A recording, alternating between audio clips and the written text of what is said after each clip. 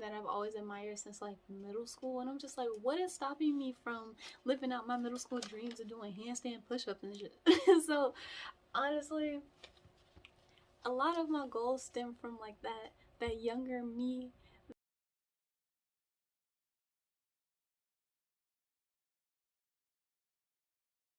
All right, so hey everybody, it is, I would say just Shy J, but channel is now is I am Shakaria, and honestly, this is just something to kind of just get stuff out. Really, I have been feeling in this slump a lot. It's mainly because that once I started setting the realization that things have to get serious, like I have a podcast called Be Insightful with Technology, and I finally registered as a business. I got the website domain and everything. And you know how like when a hobby becomes a job, it's kind of more nerve-wracking. It feels like you have to have everything together. And when I start feeling like that, I don't make any progress at all. And like that has been driving me crazy because I I thrive off productivity. I am very happy when I'm being productive. I'm very happy when I'm reaching the goals that I set for myself. But a lot of it has been put on hold because I just haven't I just haven't felt excited to do it. I kind of lost my momentum. And honestly, I've been doing a lot more digging on, you know, what things really mean to me because I felt like I was a workaholic, and I realized that it's okay for me to like working. It's okay for me to not want to go out and try to party all the time and just go out and do a bunch of random things. Like I enjoy working, and it just is what it is because once I stepped off from that path, I felt very unhappy with myself, and I don't like that. It's not something I want to go through. It's not a feeling I want to have in my soul just sitting there. So one day I was at Walmart. I keep looking down because it's right here. So one day I was at Walmart and it was just there getting a few little groceries, and I saw this book. It is A Successful Women Think Differently. It's 9 Habits to Make You Happier, Healthier, and More Resilient by Calorie Burton.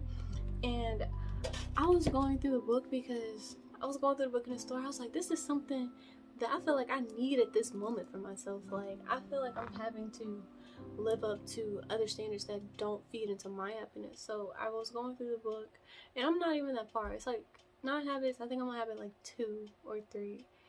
And it's just the questions are the things that are getting me. It's the coaching questions that are long in the book that make you think about what actually has meaning in your life to you and what impact are you giving off to other people.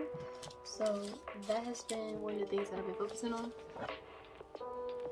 I bought like a little journal that says I do what I want. And one thing about me is like I feel like I need a journal for every single subject. Like every different thing. I have like this journal that I'm using essentially to do the questions in this book, and then I have like a whole another journal that is essentially set for like finances, and then I have another journal that was like my self-discovery journey, and that's almost full.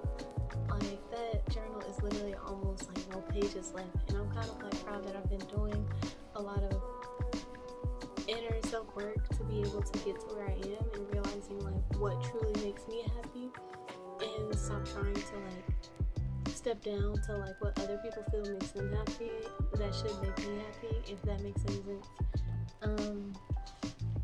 And I just want to get back in the groove of how I normally do things. So my whole point of this is just like I want to go through some of the questions on here that really made me kind of reevaluate what I really feel like I want for myself.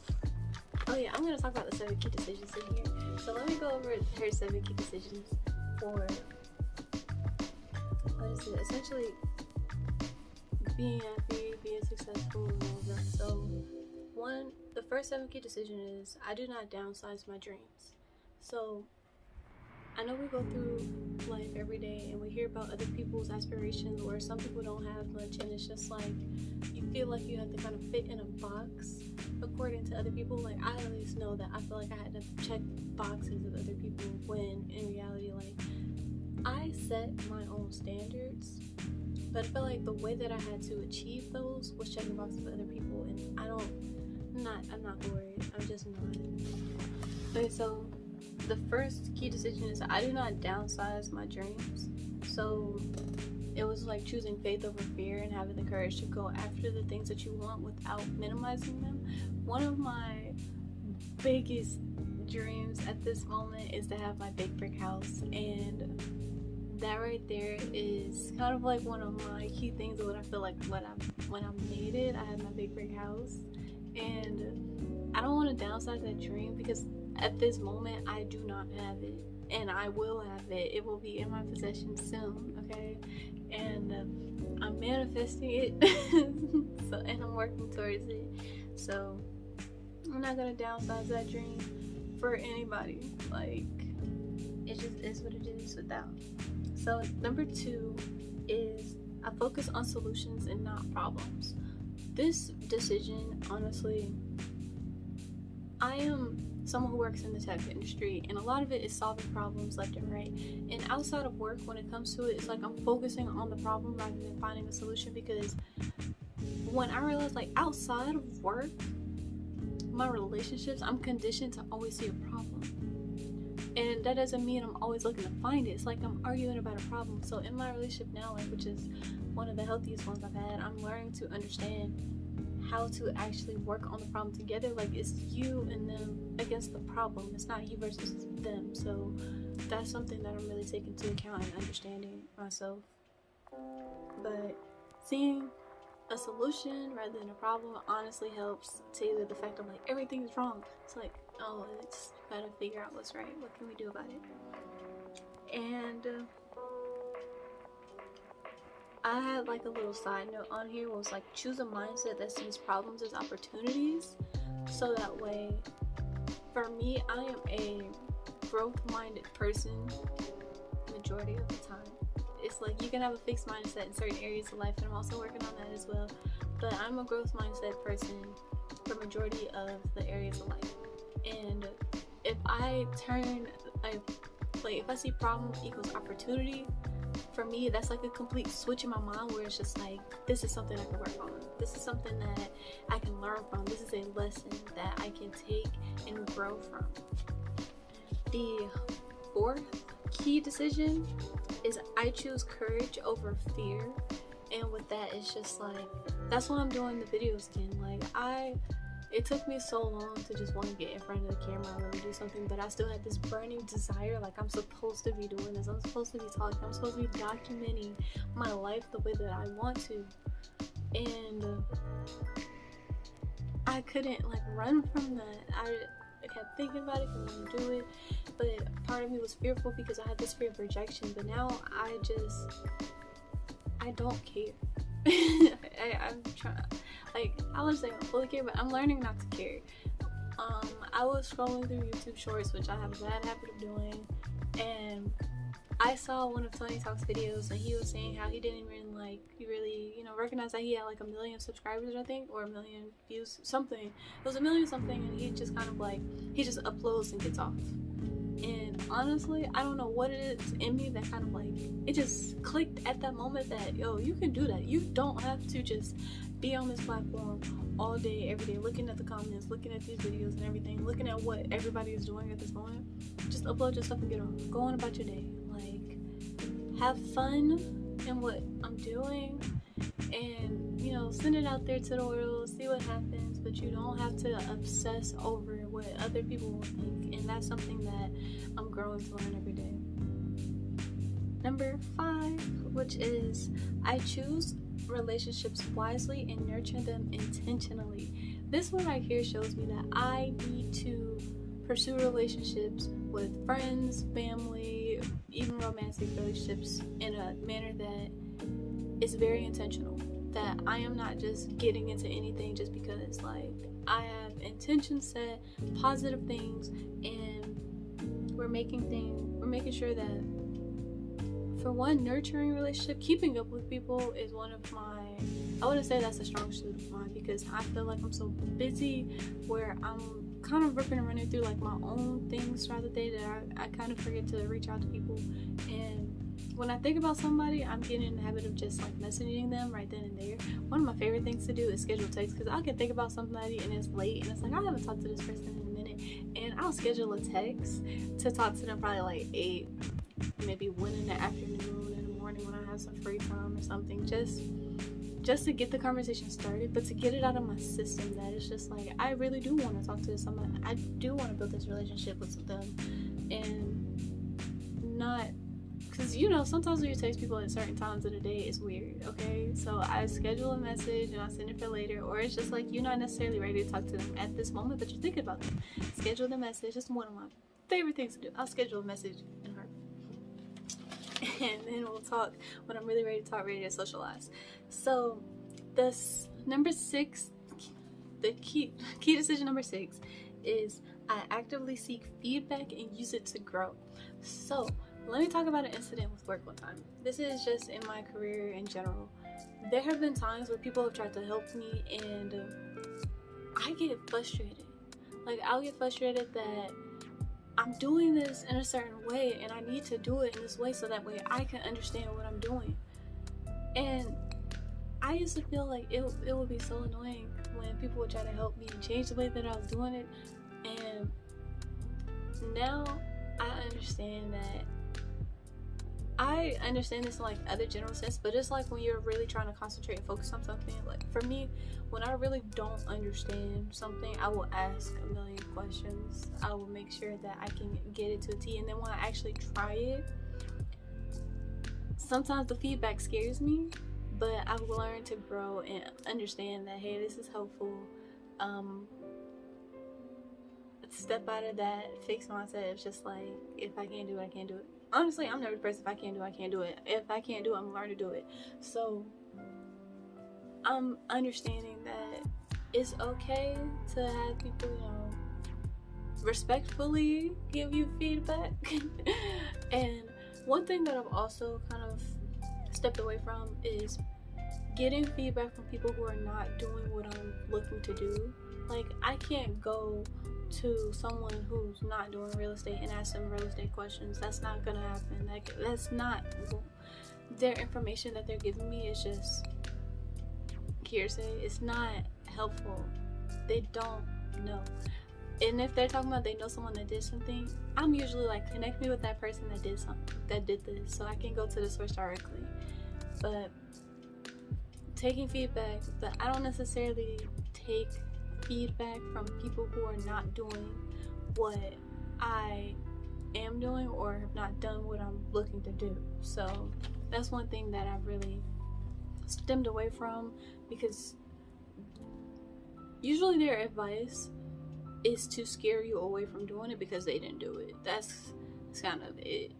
And if I'm gonna listen to feedback, it has to be encouraging. It just has to be encouraging. It's just like, yeah, go and try that, go do that. That's the type of feedback that I look for from people who are not doing what I'm looking to do, simply because I'm not going to them for more technical stuff. I'm going to them more for moral support. Number 7 is I know my purpose and take daily action in the direction of my vision. And with this one, is consistency is key.